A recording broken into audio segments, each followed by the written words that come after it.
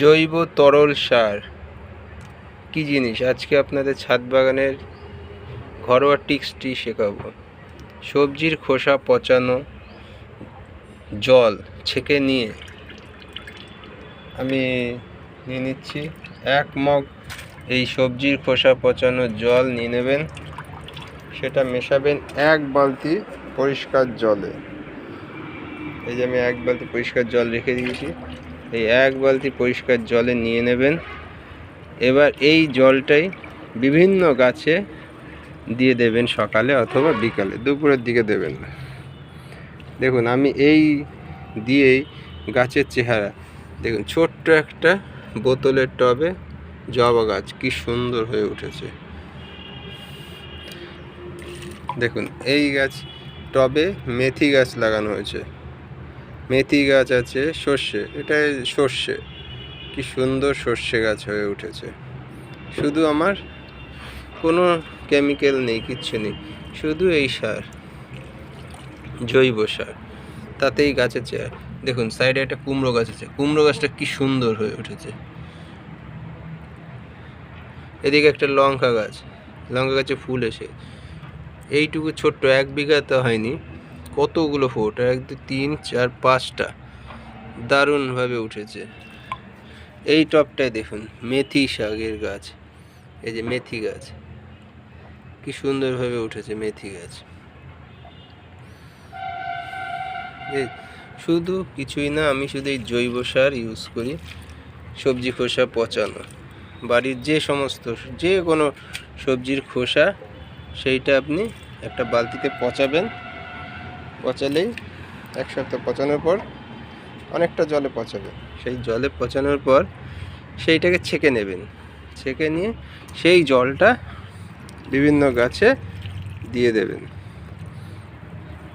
Direct ওই জল দেবেন না, গাছ মরেও যেতে পারে, মরবে না সাধারণত, কিন্তু একটু জলে মিশিয়ে ডাইলিউট করে নেবেন।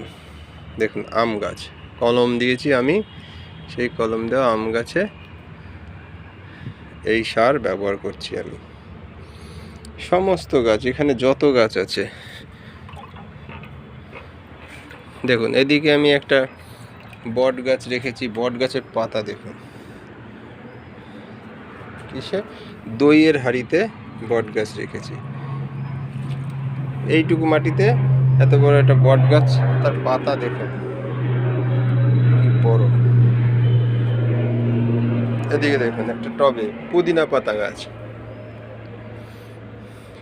খাবার বলতে কিছু নেই, এই ছোট্ট একটা গামলা, এই গামলাটায় পুদিনা পাতা গাছের চেহারা দেখুন কি সুন্দর হয়েছে। পুদিনা পাতা শুধু এই জৈব সার, এই জৈব সার। আরেকটা দেখাই, দেখুন এই যে ছোট্ট দুটো টায়ারের ওপরে গাছ লাগিয়েছি, নিত্য ফুলের গাছ আর আম গাছ। আম গাছের গোড়াটা দেখুন কি মোটা, আম গাছের চেহারাও দারুণ, বিশাল বড় আম গাছ। যদিও এটা আটির গাছ, যার জন্য আম হয় না। এই শুধু জৈব সার দিয়ে, আপনারাও জৈব সার দিয়ে দেখুন, গাছ খুব সুন্দর হবে। এদিকে আরেকটাই দেখুন কি সুন্দর মেথি গাছ হয়েছে,